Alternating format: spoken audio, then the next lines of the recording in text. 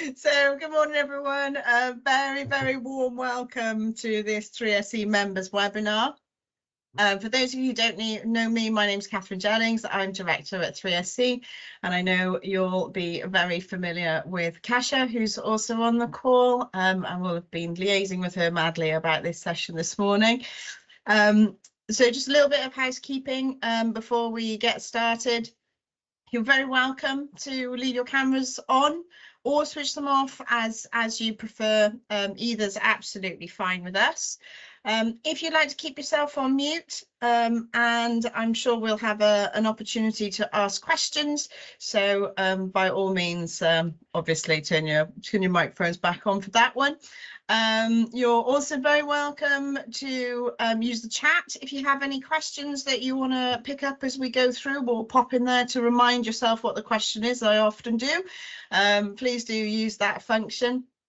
Whilst we're just getting started this morning, I'd like to invite you all to pop your details into the chat, actually. So it's a really good way to continue to network with people. So I often think it's a good idea to pop your name, your organisation, your email address, and maybe just a line or two or a couple of words on things that you're interested in.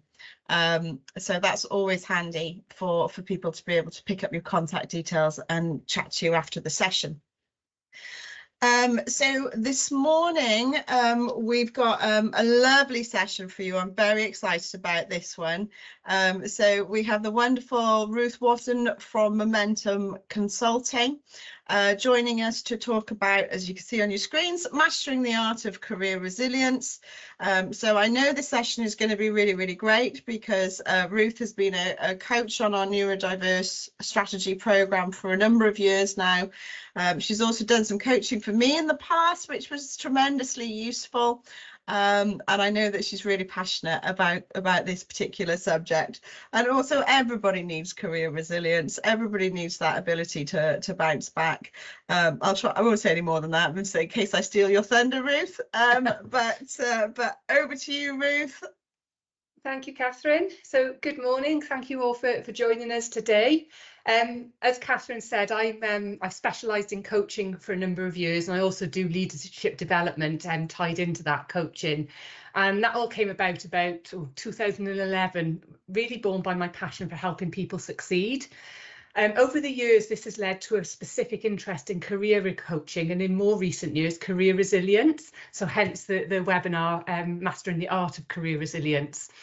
So when you think about your careers, I'm sure if you're anything like me, there have been certain points in your careers where you face setbacks, you face challenges, you've been disappointed, something's not gone your way. And that's an inevitable part of being a human being with hopes, desires, dreams and plans for our future. I'm sure there have been times when you might have felt stuck, like you're pushing a rock uphill, or that even like you're going backwards on some occasions. And this is completely normal when we're trying to succeed and achieve. And it's actually a really good thing, because without these challenging times, you miss out on the experiences and the learnings that help you develop a crucial trait that's going to mould and shape your success throughout your career. And that trait is career resilience. It's what enables us to survive and thrive every single day at work, and not just when we're faced with change, challenge or adversity. For me, career resilience is all about bringing your best self to work all of the time. It's about being attuned to the opportunities that surround you, but knowing how to maximise those opportunities. It's about understanding the direction in which you want to travel with your career, whilst remaining open-minded. And it's about never failing to try. So the definition that I use when I'm describing career resilience is the capacity to adapt to change, to bounce forward from unexpected setbacks, learn from experiences, and to continually seek opportunities to move forward to your career goals. It's not something that you have career resilience when you start your career. You don't have it or don't have it. It's not something you switch on when you hit a bump in the road, but leave to lie dormant at all other times. It's really a skill and an attitude, and it's fueled by the conscious choices that we make when it comes to our thoughts, our behaviours and our actions.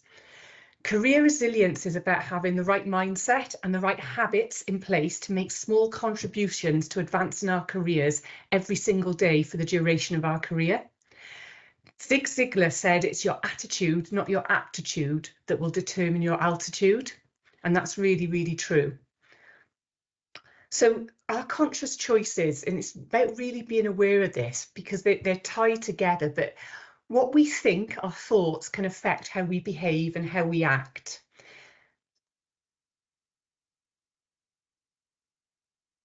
My slides move forward, come on. How we choose to behave can impact our thoughts and our actions. You know, you hear that saying, if any of you have ever worked with call centres, you know, smile when you're on the phone. It does impact what we think, how we feel and how we act. And then what actions we take, or in some cases don't take, will determine how we think about ourselves, how we think about others, and also how we behave. So our thoughts, behaviours and actions are all very much linked together. And when we're looking at career resilience, we need to be aware that we have control over these and we can make conscious choices. And it's about thinking, how can our thoughts deplete or enhance our career resilience? How can the behaviours that we choose to display in the workplace, how can that build our career resilience? And how can any actions impact on our career resilience? So whilst we can't always control what happens in our working lives, we can't control who our bosses are, what projects come our way, whether we get on with our co-workers or not. What we absolutely can control is how we react to the situations we find ourselves in, how we choose our thoughts, behaviours and actions. And this fundamental understanding that we're in control of our thoughts, behaviours and actions enables us to develop those mindsets, those habits, those rituals, those practices that will not only enhance our day-to-day performance and work, but actually move us to a place with our career where we're in the driving seat, where we can make things happen and where we can create the career that we want to create for ourselves. The really good news is career resilience can be learned and it can be cultivated over time, but it's something we want to have throughout the duration of our career. So I've been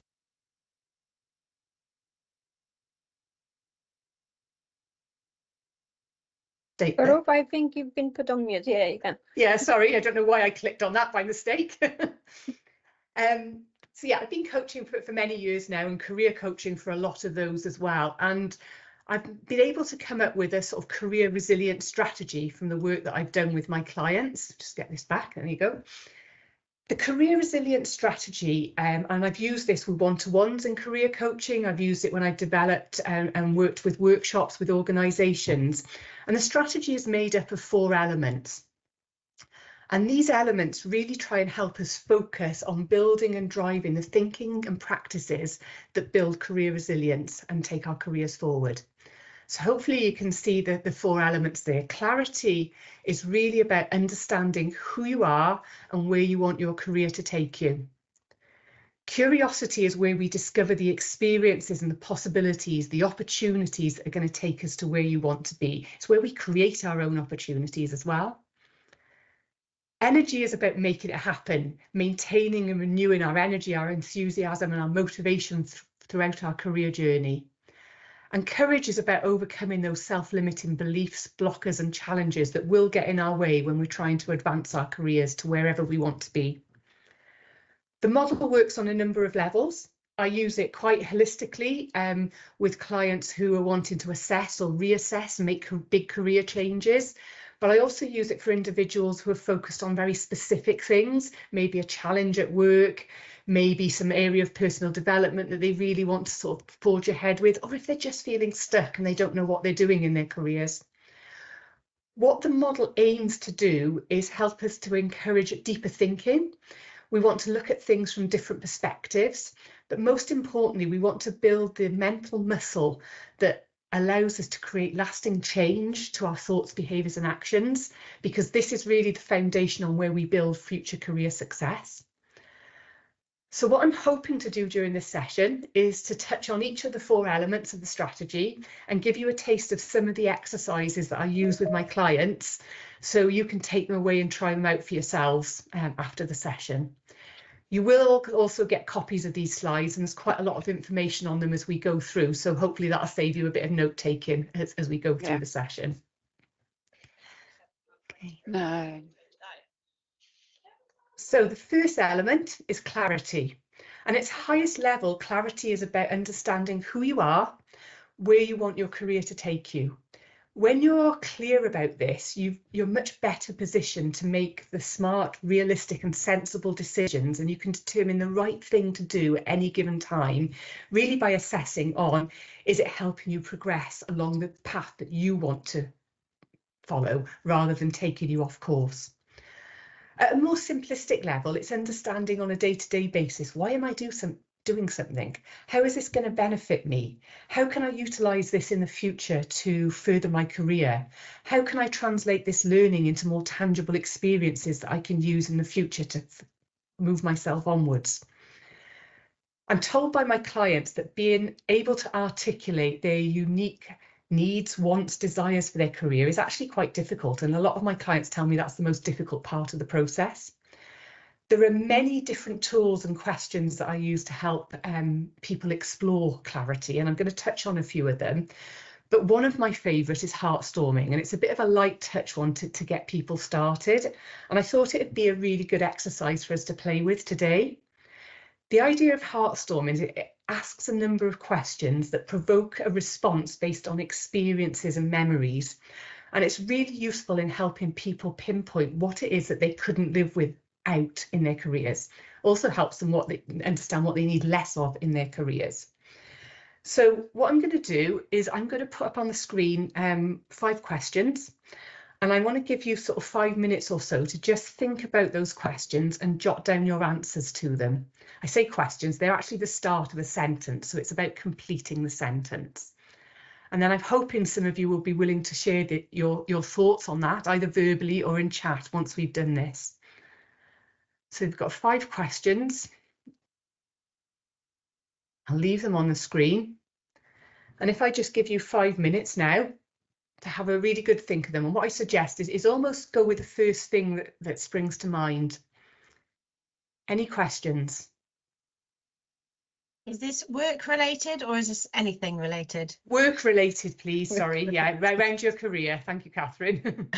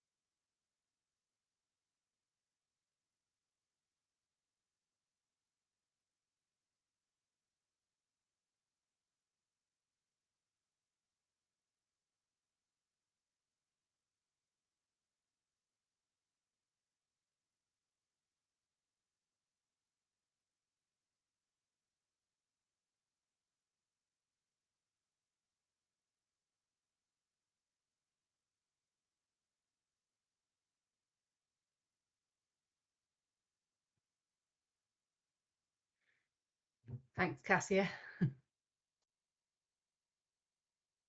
So feel free as you're going along to do the same as Cassia has, pop any sort of things that you're happy to share in chat. And I will ask if anyone wants to pop the cameras on and share any in a moment.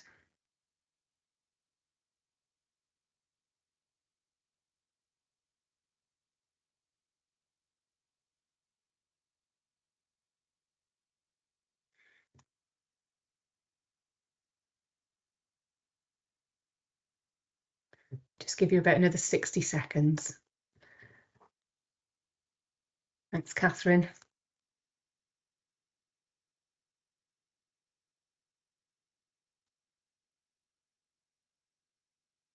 I was going to go when a plan comes together as well, but I tried to avoid the cliche.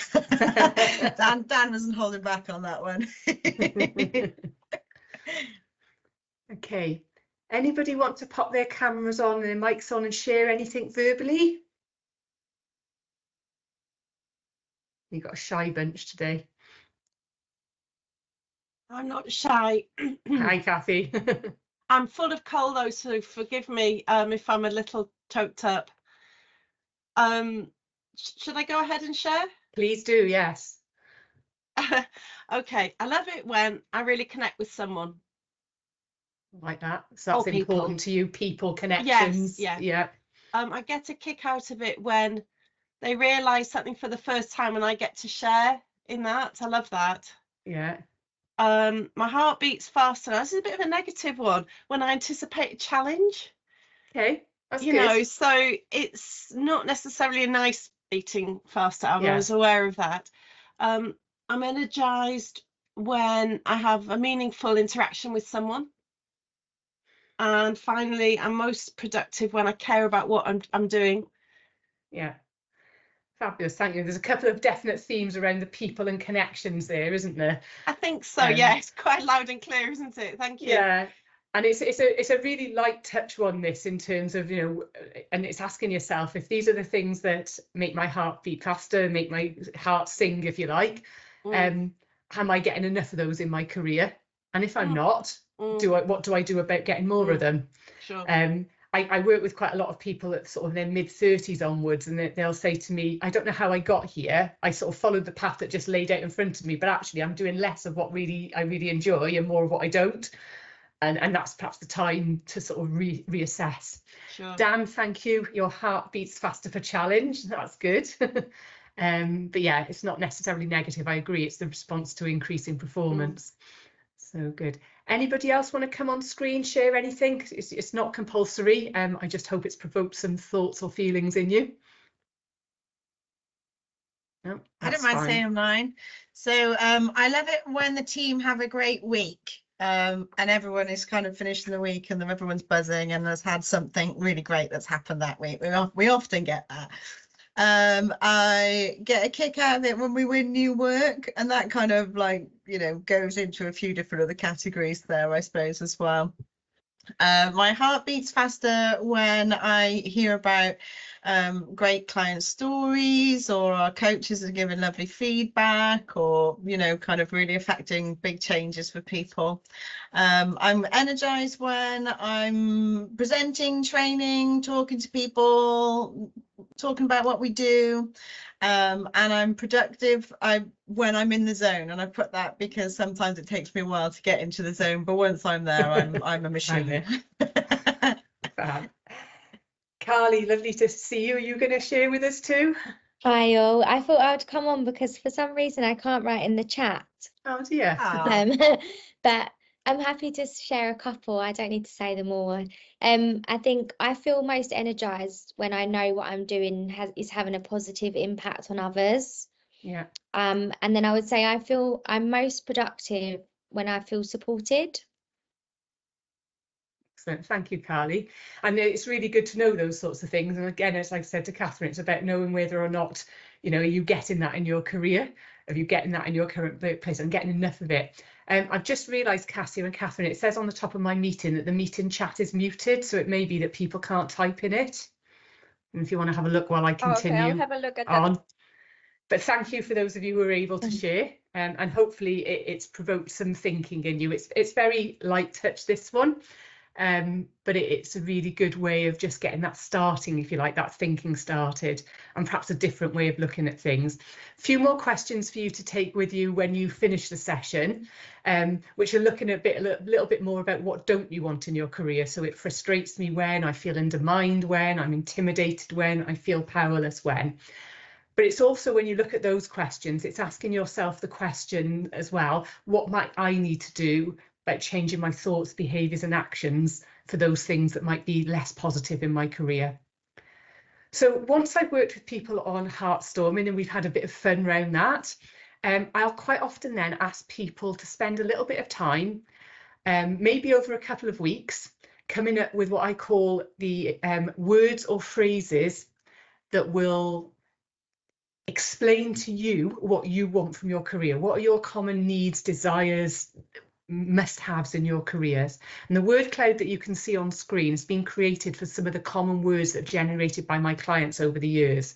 So I often use this or word cards to help kickstart people's thinking, to encourage them to really ask questions themselves and say, what is it that's important to me in my career? And it's also important to remember that at different stages in your career, different things will be more important to you. So this exercise isn't something that we do once and that's it. It's something we probably revisit periodically. You can see a lot of words there, and I'm sure you can appreciate that the same words might mean different things to different people. So as well as having this list of words or phrases that are what you want from your career, it's important that you've explored and you understood what they mean to you. So what challenge means to me, what it means to Catherine and Cassia might be slightly different. So it's really important that we understand when we use that word in terms of our context of our career, what does that mean to me? Do I really understand what it means to me? I normally say to people, spend a little bit of time on this, maybe over a couple of weeks, find a quiet space where you're free from distractions, where you're relaxed and you can really not only think about the words, but what are the feelings that it provokes in you? And that really helps come up with this sort of current career desires list. I challenge people then to rank them in order 1 to 10. So what's the most important thing that you need in your career? And putting them in order all the way down to 10. And I'm usually quite challenging with people, and I say you can't have joint things. You've got to go 1 to 10. They have to have a unique number each. You can then use this wish list, this career desire list, to refer to time and time again when you're making big decisions, whether it's about career moves or whether it's about, should I do this training? You can look at that list and say, what is this going to move me towards what I'm looking for in my career or away from it? I won't tell you the long story now, but my brother, I did this exercise with my brother and he chose to ignore me because I was his sister. And 18 months later, he left the job that he had applied for because it didn't give him anything that was on his career desires list. So he sort of proved the point. Being my little brother, I wasn't surprised that he did, but there we go. So that's a really good exercise to do again, just creating that wish list. And then the final sort of key area of clarity that I work on with my clients is around strengths. So when you're sort of looking at who am I, where do I want my career to take me, it's about understanding what strengths do I have? What are the unique blend of skills, knowledge and experience that make me me and make employers want to employ me? We quite often do this in employment. We look at our strengths and we list all our strengths. When you're building career resilience and when you're looking at your bigger career journey, I think it really pays to look at this a little bit more deeply than we typically look at when we're in work and when we're doing it with a line manager. So I ask people to consider 3 angles. Firstly, it's to look at your strength. So what is your strength? It may be something like communication, but then look at 3 angles from it. What experience or evidence do you have to back your assertion that this is a strength? How often do you use this strength at work? Is it something you're currently and regularly using and maintaining? And how does this strength compare to your peers, to your manager, or to other people you particularly admire? Because for it to be a strength, it's got to be something that helps us stand out from the crowd. The second angle is visibility. Do other people see this as a strength? And if not, how can you change this? But also, is it a strength or talent that you want to be known for?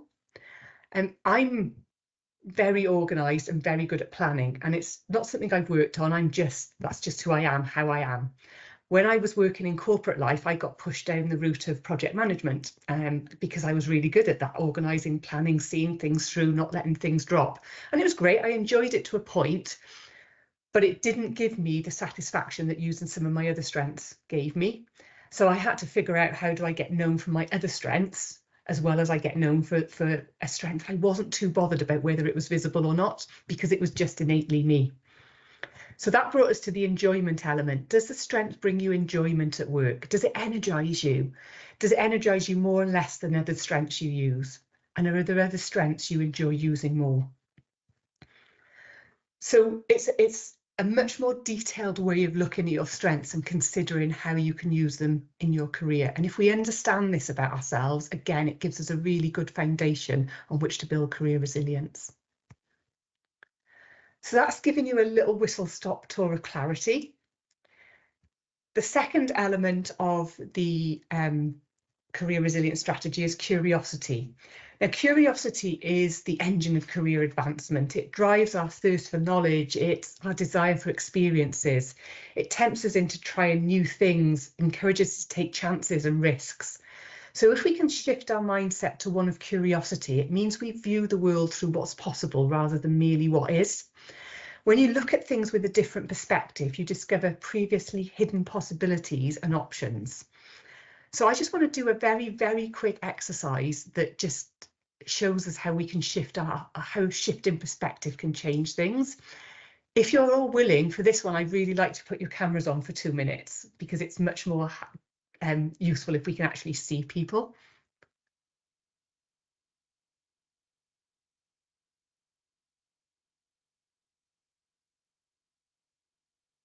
Very shy bunch, not putting their cameras on. Lovely, thank you. They're coming on now, I can see them. Lovely, thank you very much. So this is just a really simple practical exercise looking at perspective. So what I would like you to do is take your finger and point it up at the air and raise it right above your head and look up at it. As you're looking up at it, I want you to start circling it clockwise. Okay, so you're circling your finger right above your head clockwise. Now I want you to carry on circling it clockwise, but bring your elbow down. So keep your finger pointed up at the ceiling and circling, but bring your elbow down till you're at the point where you're actually looking down on your finger. And if you look down on your finger now, which way is it circling? Should be circling anti-clockwise. Yeah, lots of nodding. Really, really simple exercise in how a change of perspective, looking up or looking down, can change your perspective on things. So thank you for that. I just like to see people doing it, because I can't tell whether people's faces are looking, I've got that right, or it didn't work. Thanks, Dan. Yeah, it's a bit funny. It's a bit weird, isn't it, when you look at it? How did that happen?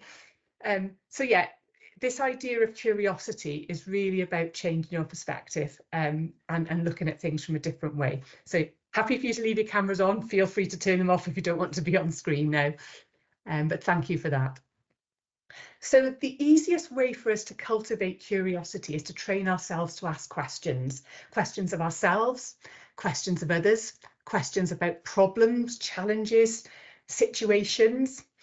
And I don't know, some of you may have read the book A More Beautiful Question by Warren Berger, and he talks about what he calls the beautiful question.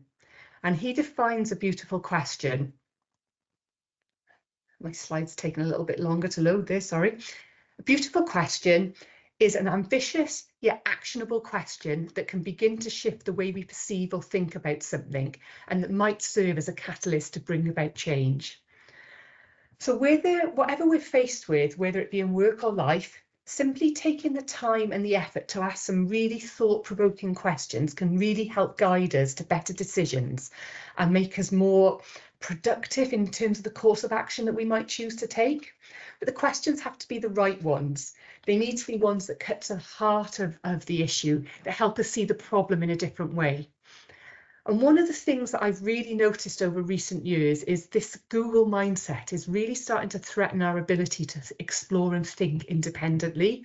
It's threatening our ability to independently problem solve, and it's stopping us applying our curiosity in a very focused, direct and productive way when we are facing challenges.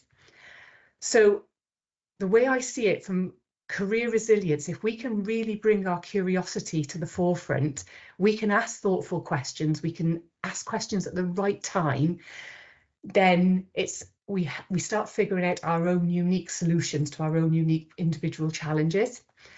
And to give you an example from Warren Berger's book, these are some of the questions that some of my clients have found most useful.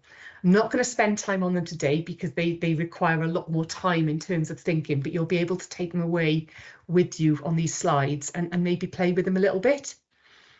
Just give you a chance to have a quick look at those.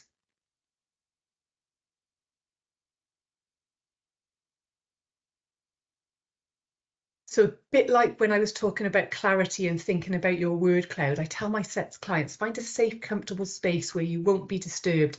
Mull over one or two of these questions. Think about what they tell you about yourself. Think about what feelings they provoke in you. And when you're doing that, start thinking about keeping a note of your own beautiful questions. Which ones really worked for you? Which ones provoked really deeper thinking? Maybe gave you a bit of an aha moment or gave you some innovative ideas for moving forward. If you set some time aside to practice the art of curiosity and questioning, you're giving yourself a bit of an opportunity to play and explore. It stops you putting limitations on yourself and it encourages you to be more courageous. And once you've opened yourself up to the idea of using questioning to explore what you're thinking, to explore possibilities, you really open the door to what's outside your current realm of experience. I find the questioning strategy works really well, again, from the bigger picture when you're looking at careers, or again, with little problems that we might be faced in at work. So hopefully that'll just give you something to take away and play with.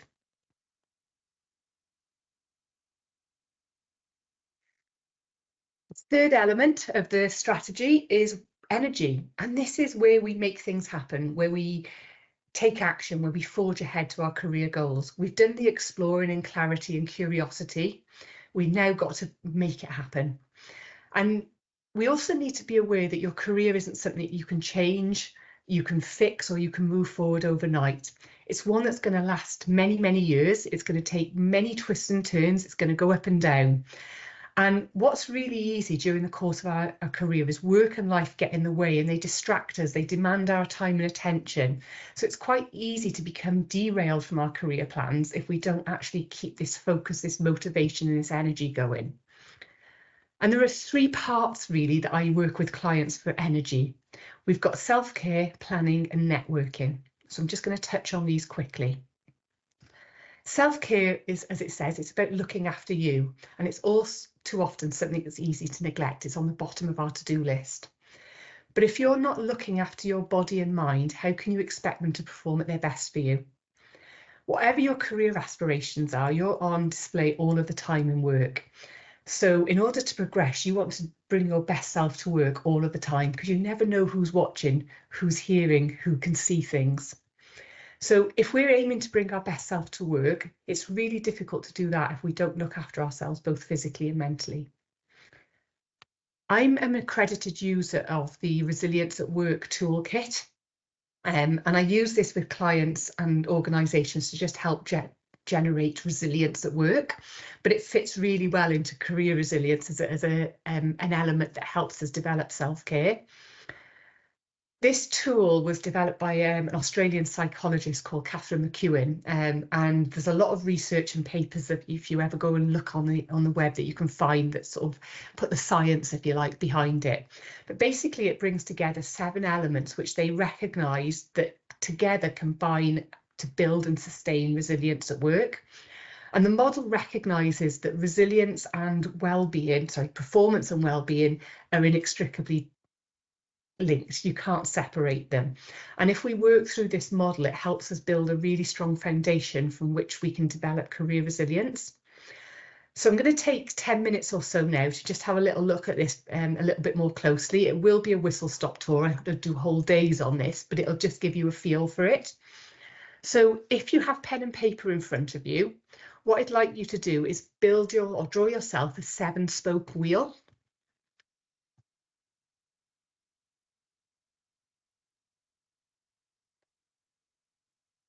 And what I'm going to do, I'm going to talk you through each of the 7 elements. And as you do, I'm going to ask you to label and put a cross on each of the spokes of your wheel to say where you think you are against the description of that element. Now, you might want to look at 1 to 10, 1 being low in the middle of the wheel and 10 being high on the outside of the wheel. Or I prefer a sliding scale. The inside of the wheel is I'm not great at that, and the outside of the wheel is I'm fabulous at it, and you can just put the cross anywhere on that sliding scale. So I'm just going to talk through each of those elements very quickly. If you just label them and pop your cross on the wheel. So the first element is living authentically. So this is about knowing and holding on to your personal values at work. It's about being able to deploy your strengths and having a good level of emotional awareness. I'll give you a moment to pop a cross on. If I'm going too fast, somebody pipe up or pop something in chat and shout at me. I can't see you all and the slides.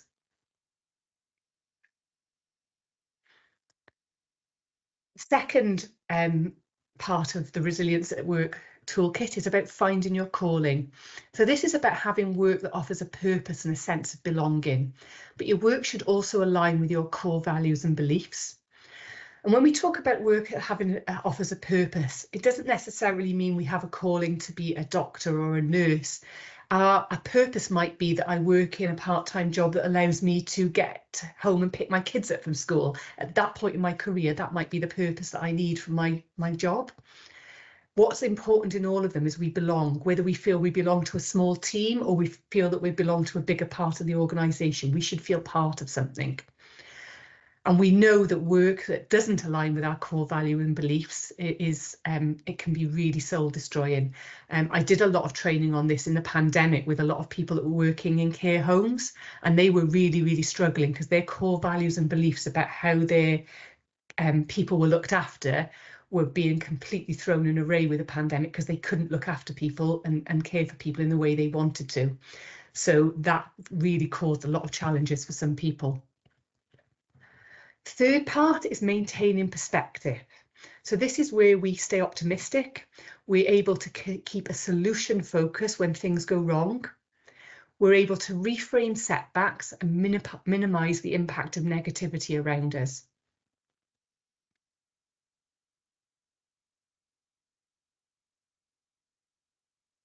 Fourth element is mastering stress.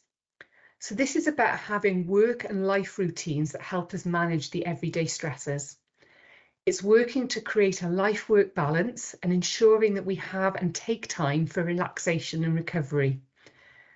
We live life at a very fast pace in our current culture, and it's really important that we are making the time for relaxation and recovery to allow us to renew our energy.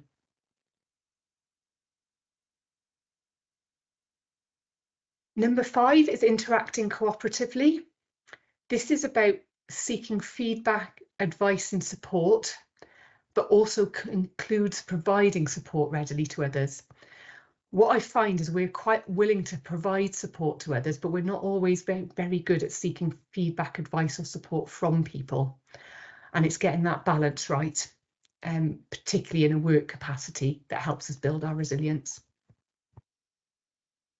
Staying healthy, this is maintaining a good level of physical fitness, having a healthy diet and getting adequate sleep, so movement, nutrition and sleep. And we're not talking here about being an Olympic athlete healthy, we're talking about getting a balance. I tend to talk to people about the 80-20 balance. You know, we're good 80% of the time, but we're allowed to be naughty 20% of the time because that's life. We've got to enjoy ourselves. And then the final one is building networks, and this will link to another part of this webinar later, but this is about developing and maintaining the personal and professional support networks we need both at home and in work in order to perform well in our jobs.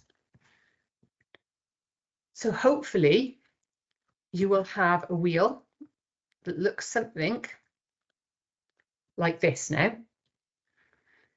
And when we're looking at this resilience at work, we're not necessarily looking at our crosses to all be on the outer spokes of the wheel. Some of us will never give ourselves a 10 or the top mark for things.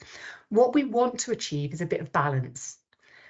So you can see this one, there's a couple of them that are more obviously lower than the others. And what I suggest people then do with these is actually say, well, where would I like these to be? And you might put another set of crosses and lines, and you can sort of quite easily see the gaps. So for this particular individual, staying healthy and mastering stress are probably the ones that are slightly out of sync with the others.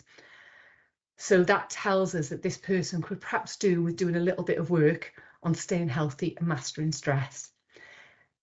Again, this is a great tool. I use it a lot with individuals. I use it a lot with organisations, and we have a whole raft of ways we can help people improve the different elements of this. But I just thought it would be something for you to have a look at and just get a feel for where you are. And we've got plenty of time for questions at the end. So if you've got any thoughts or questions about it, please hold them and we'll get to them. If you want to know more about this in the future, you can get in touch with me or with Catherine or Cassia, and we can let you know. So I said there were 3 elements to energy: self-care, planning and networking. Planning I'm not going to dwell on. I just wanted to make 2 points on this.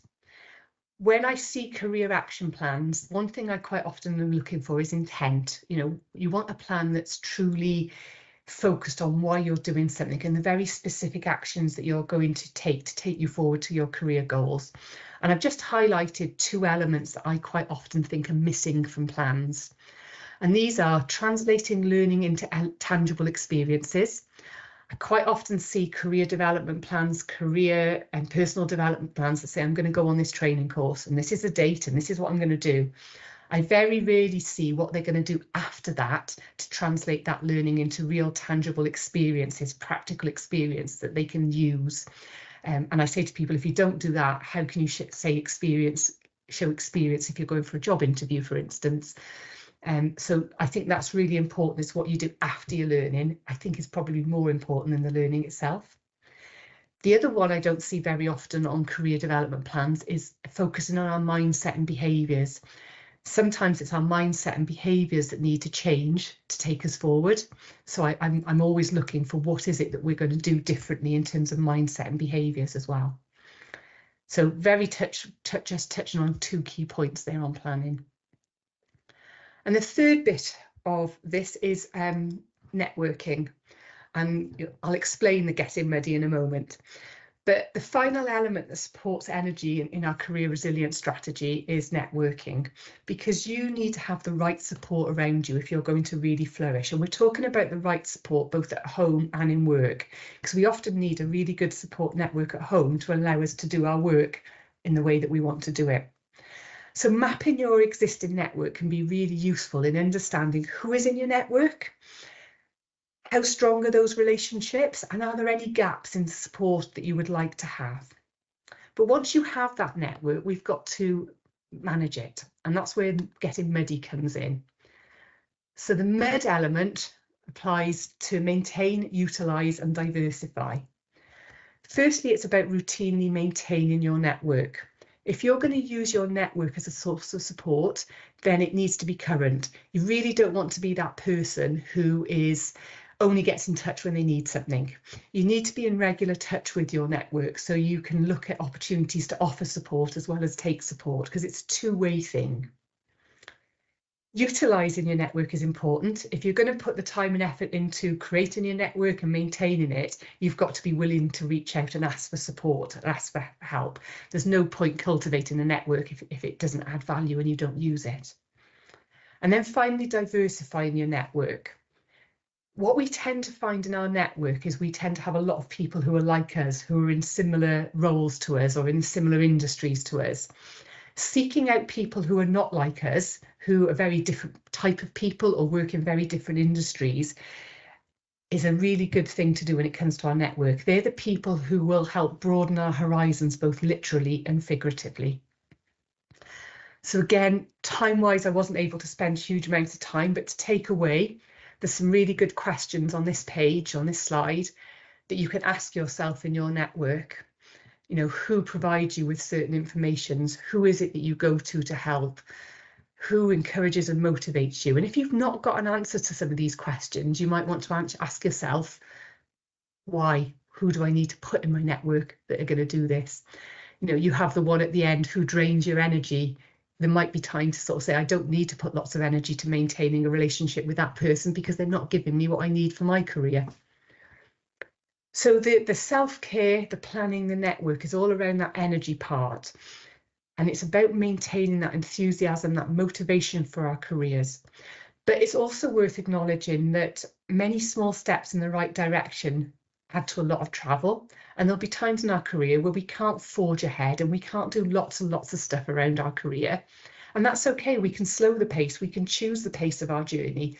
But what we can do is those little habits, those little things that we do regularly that will continually just move us forwards, those baby steps in those quieter times.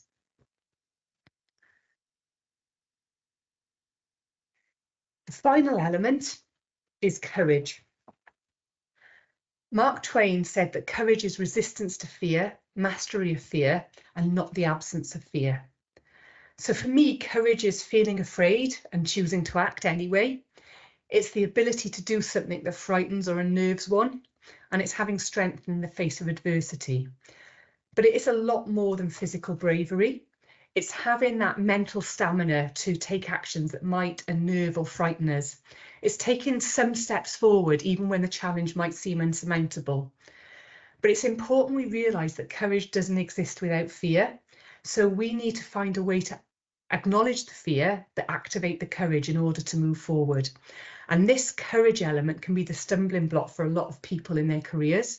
I'm afraid to put myself forward for this. I'm afraid to ask for that. I'm afraid to go for that. Fear is that force that keeps us from moving forward. It either causes us to freeze or sometimes it causes us to flee. It focuses on that question, how will I survive this? And fear in, I guess, the real world can be said to be an unpleasant or strong emotion that's caused by the threat of danger, pain or harm. In the work environment, I think it's an unpleasant or often strong emotion that's or thought that's caused when we're frightened that something might be perceived as dangerous, harmful, uncomfortable, whether it's actually something that's happening or it's something that might happen. And a lot of our fear comes from things that might happen in the workplace. But what it tends to do in the workplace is it conjures up negative thoughts about us, about the situation, about others. It magnifies any negative feelings or thoughts we might have, and it perhaps causes us to avoid certain situations. It can also hold us back from taking action, and in some scenarios, it can actually cause us to panic if it's not managed correctly. I think a typical example of fear at work, and a very simple one, is the reluctance to speak up at meetings. You know, people are afraid of feeling stupid, about people thinking they don't understand things. Maybe our peers will think badly of us in some way or laugh at us. And that fear holds us back from speaking up, asking the question. So we miss out on the answer or the clarity that we probably needed. We miss out on any learning that we could have got from that experience had we just been courageous enough to speak up. But fear will always be there. It serves that purpose. It's going to protect us. Our brains want to protect us, so they will put that fear out. The courageous person will assess the context of that fear and decide whether they can take action to move forward. And they'll bring that courage forward to take some steps forward to move them forward to where they want to be. But we do need a reason to be courageous, a passion and commitment to something. And this is where we go back to the clarity and the curiosity elements. If we really know what we want from our career and we're determined to drive ourselves forward, then we have a reason and a purpose to activate our courage and to start being more courageous. So again, I wanted to just give you a few moments to think about a few questions. And again, it'll be up to you whether you want to share these. But just really interesting, correct questions here from your career perspective. Just have a little think, maybe one question, maybe more, but what's holding you back? What is really stopping you from moving forward in your career? And what are you most afraid of? So I'm going to give you 4 or 5 minutes just to mull those rather big questions over. And then we'll see if anyone wants to share. But these are quite personal, so I will understand if people don't want to share.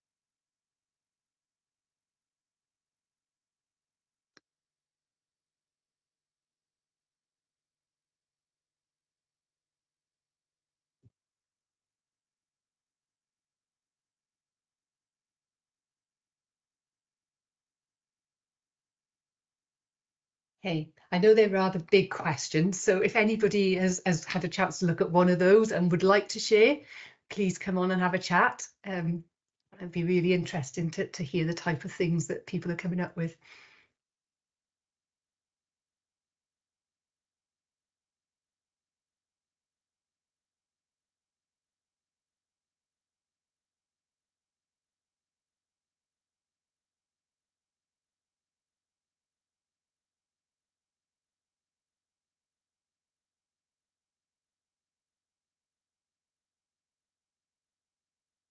Stan, I can see you've just popped in chat. I'm going to have a look at what it says.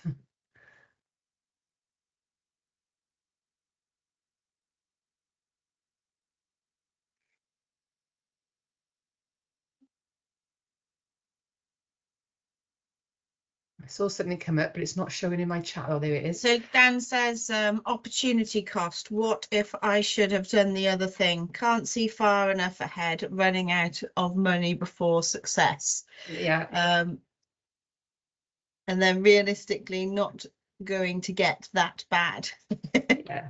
So yeah, what's holding me back? It's back to that fear, isn't it? The fear of the unknown. Am I actually clear about what I'm going to need moving forward? And it's about balancing that risk and reward up. But because fear is there to protect us, it quite often holds us back by just going, don't do it because you're safer if you don't.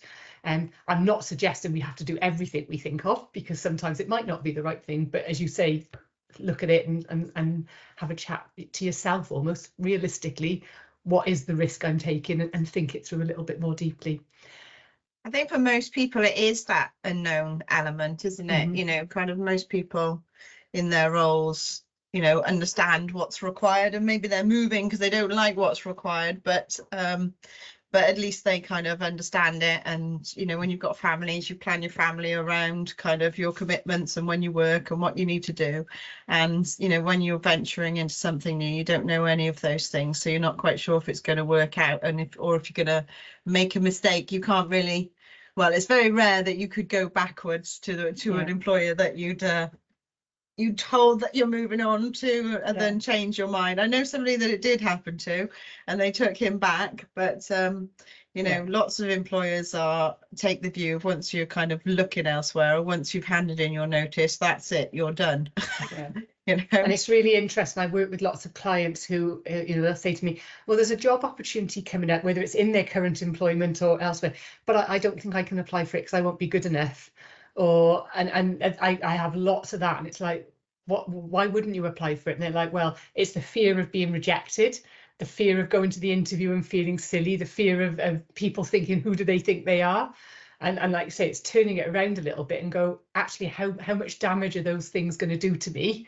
Versus, if nothing else, the experience I'll get and the learning and the understanding I'll get from my gaps, if nothing else. So yeah, it's a really interesting one. They are big questions and they are ones to mull over, you know, when you have more time. But like all of the things we've talked about today, practicing courage is something we have to work at. It's something we have to continually think about and actually, you know, speak up in that meeting once. Next time you speak up in it twice, go and ask somebody for a bit of advice, make a suggestion. The little things that hold us back on a day-to-day basis are the things that we can practice on a day-to-day basis as well.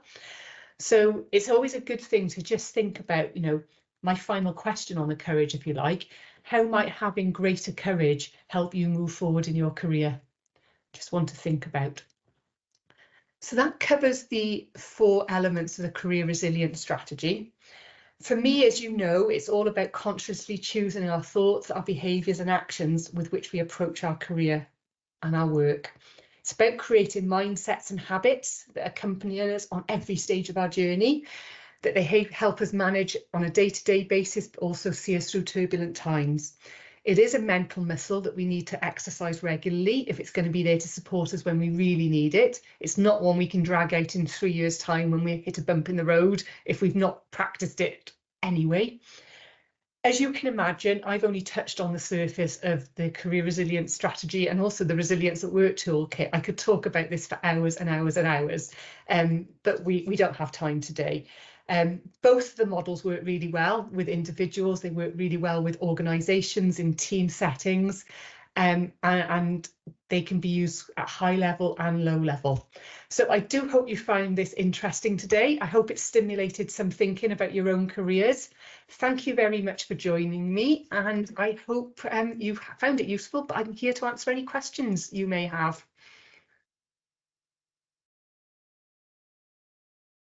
Thank you. That was really brilliant, Ruth. Thank you so much. Really enjoyed that. Really insightful as ever. I'm not sure whether I feel more confused now in terms of my career. You've asked me too many big questions, Ruth. That's the problem. And you know I hate big questions. I like small, easy ones. Has anyone got any questions that you'd like to ask, Ruth? We've got lots of thanks coming through on the chat. People really appreciating the session, so that's really good. Do we have any questions? Oh, Dan's going to go and reflect now. I hate reflecting, Dan. So I remember that, Catherine. I know, I'm terrible. I'm a doing person. I don't like reflecting. Well, I'll hang around until the end, so if people want to stay around for a few minutes to the end, and that's okay with you, Catherine. Yeah, that's fine. Not everybody wants to ask questions. So we're giving people quite a lot of time back this morning. So so if you do want to stay on and have a chat with Ruth, we can definitely do that. Rebecca's saying lots to think about. Yes, absolutely. Patrick's saying much appreciated. Thank you. Carly says thank you, Ruth. I found that really insightful. Lots to take away. I think we all need like an extra hour out of the day just to process some of those a lot of big thinking on this one. I tried to give you as much information that you can take away and use. Oh, absolutely. I think just you know, some of those questions we, as we said at the start, or as Ruth said, we will send round the slides as well. Some of those sessions really, really fantastic.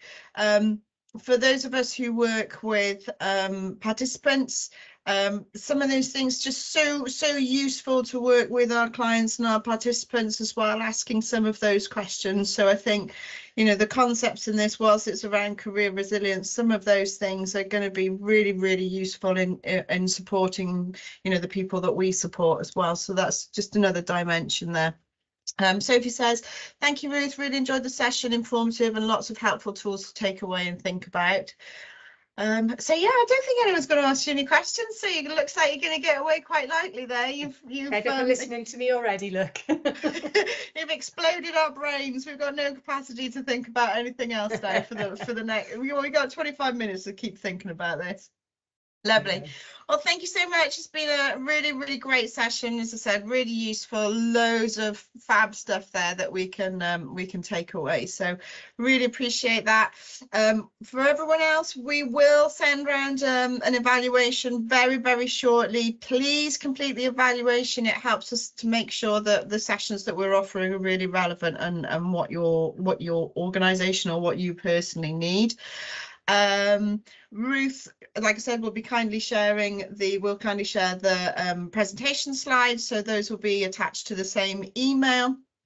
For those of you who are members, this webinar will also be recorded and saved into the members area. So that's absolutely a resource that you can have a look at going forward. Thank you very much, Ruth. That was really, really fab. Really enjoyed that. And for everyone else, have a super rest of the day and look forward to seeing you again soon. Thank you very much. Bye-bye. Thank you, everyone. Bye.